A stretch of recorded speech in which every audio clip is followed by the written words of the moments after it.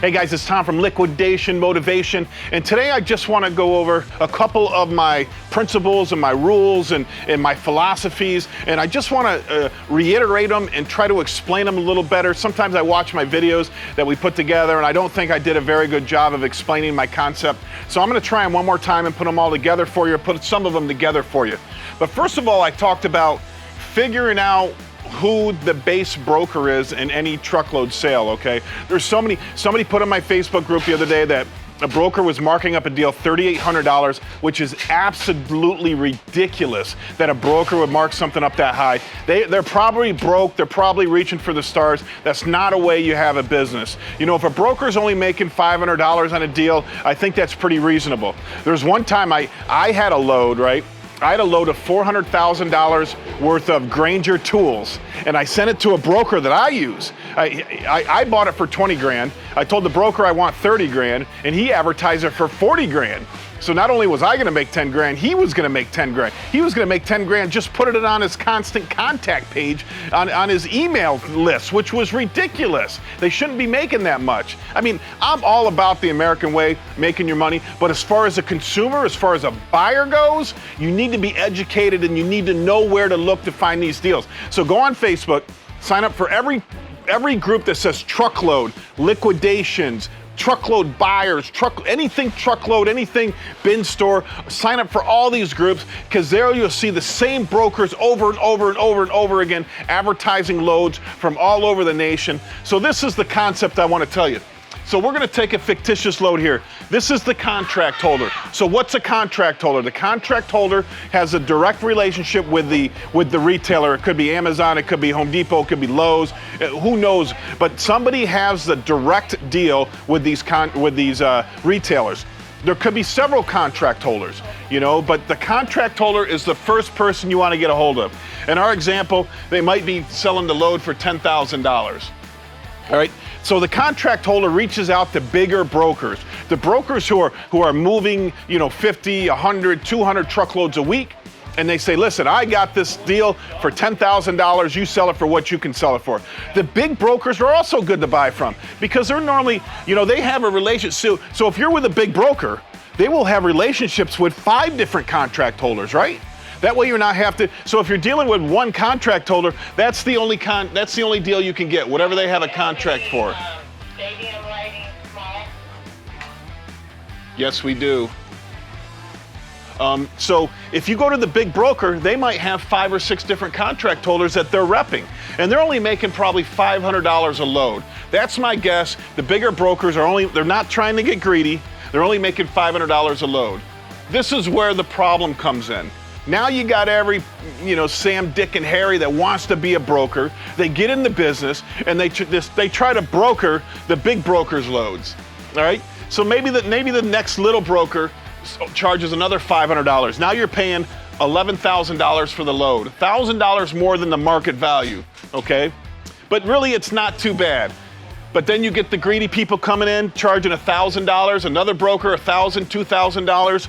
You know, so eventually, if you're dealing with this broker who's getting it through a broker, getting it through a broker, getting it through a broker, through the contract holder, now you're paying $12,500 for the load, $2,500 more than if you would have just done your homework and found the contract holder and bought directly from them.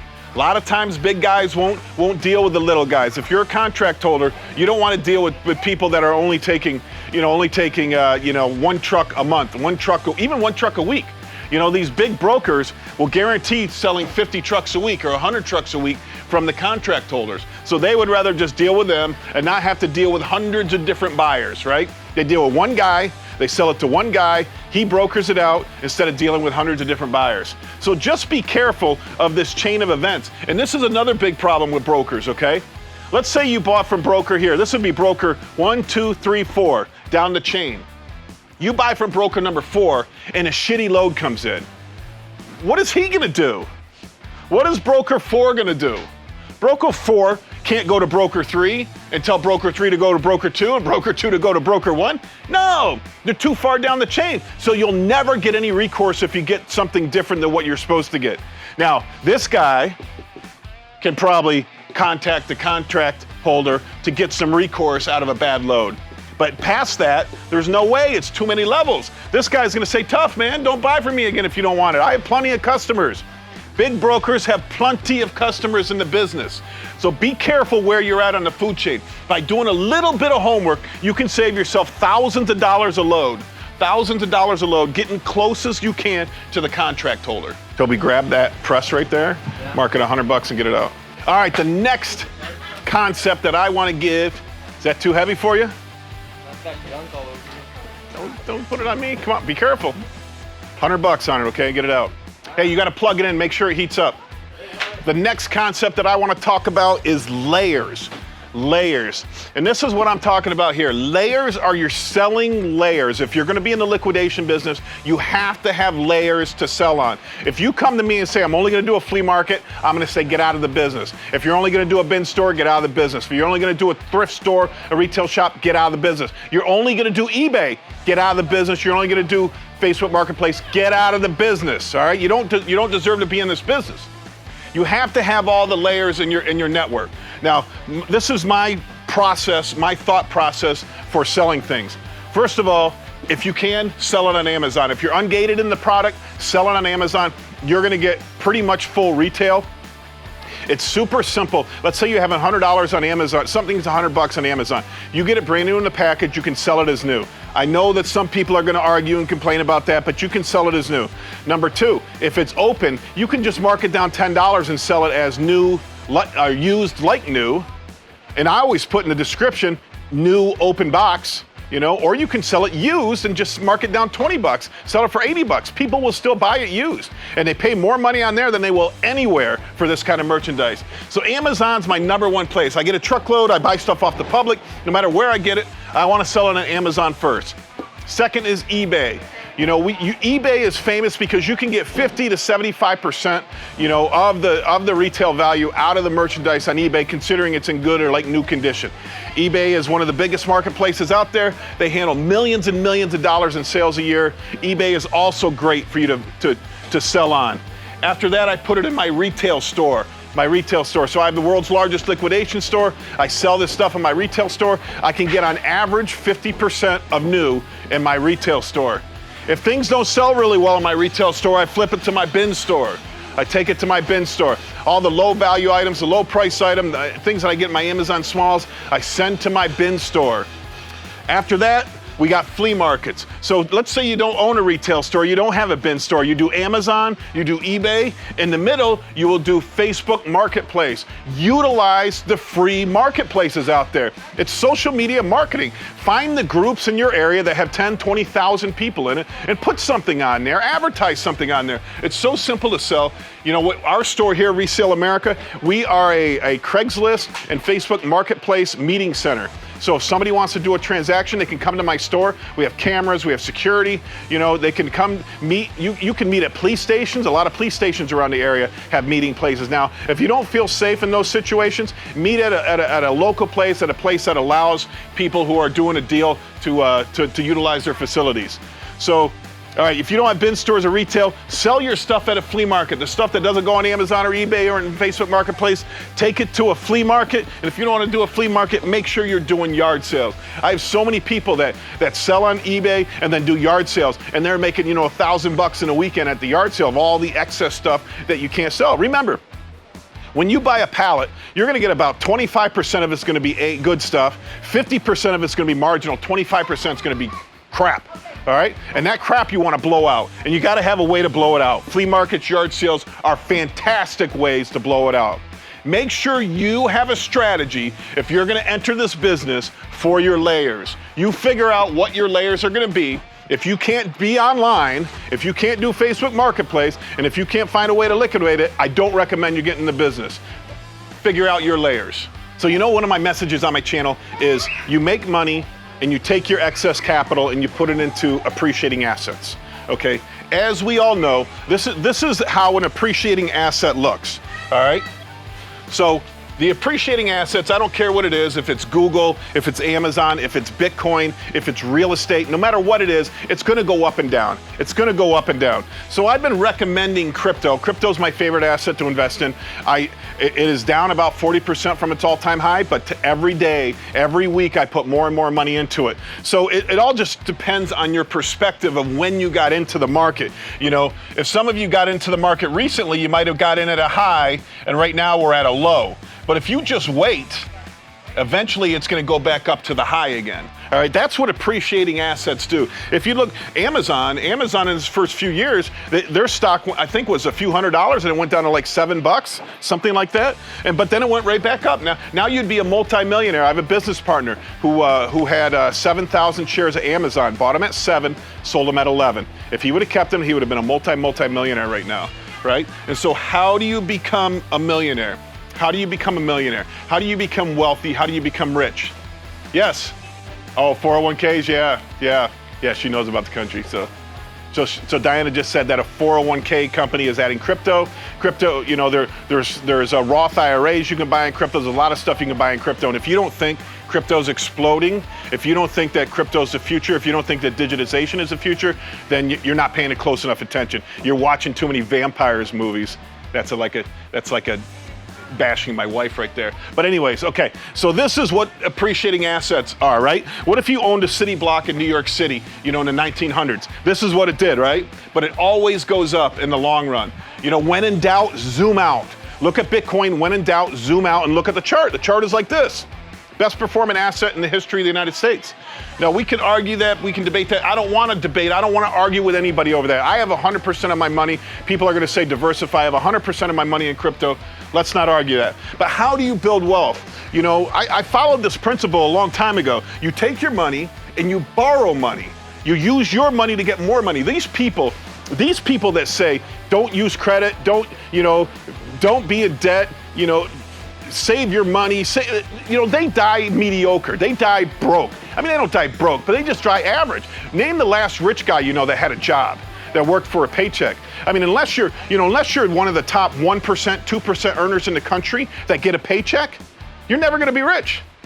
You're never gonna be rich. I'm not saying you can't do okay, you can't do average, you can't retire with $1 million in the bank, but if you wanna have $10 million in the bank, you can't have a job with somebody else. You can't, it's impossible. It's impossible. You have to be out on your own. You have to start your own business. You have to be your own company. You have to be your own boss. You have to get your deductions. Listen, last year, I made hundreds of thousands of dollars, but my taxable income, and I don't know if I should say this on camera, was only about 20 grand. Why? Because I own lots of businesses and I took lots of deductions. And then we had this we had this virus going around, and so I got a lot more deductions because of that. You take your money, if you took 20 grand and go to a bank to buy an asset, real estate, you can borrow $100,000 off a $20,000 investment, right? In our country, how does our money work? Our money works off of inflation, okay? So I remember my grandma passed away, we went to her house to clean out her filing cabinets, and she had all of her housing documents from the day she bought it. So she bought this prefabbed home in like the 50s, right? And her house payment was like $108 a month. And I was like, holy cow, that's ridiculous, right? Why was it $108 then, and today it's $2,000 for the same house? It's because the value of our dollar goes down by the rate of inflation every year. Every year. So our money devalues. That's why you don't save money. If any of you guys out there have, hundreds of thousands of dollars in a bank account, you're crazy. Trash is cash. You don't save money. You take your cash. I mean, all right, keep your basic core money. How much do you need? How much do you need to survive? Your emergency fund, whatever they call it. But the rest of your money, you invest in appreciating assets. Because if you take your 20,000, let's say you had 200,000, you can borrow $1 million. Borrow $1 million, buy a commercial property, let it pay for itself, it's income generating, you get the tax write-offs, at the end of 15 years you own it free and clear, you just took your 200 grand and made $1 million off it. But in 15 years it's gonna be worth $2 million, right? Take your money, borrow against it, utilize your ability to borrow. I own 3 restaurants, 10 properties, this business, 2 other stores. Utilize your ability to borrow. That's how you build wealth in the United States. You don't going to debt on your vacations, buying cars, phones, stupid stuff. Don't buy stupid shit. Don't buy stupid. I don't know how many times we can say that. I don't know how I got to preach that to my kids, but everything he watches, everything he looks at, is some, pop star that's in a private jet in a Lamborghini, and they think that's what's the coolest thing in their life. It's not. That's all depreciating stuff. That's nothing. That's not going to build your wealth. To build true wealth, put your money out there, start a business, invest, and you'll become a millionaire. All right, guys, thanks for watching my video. I appreciate liquidation motivation.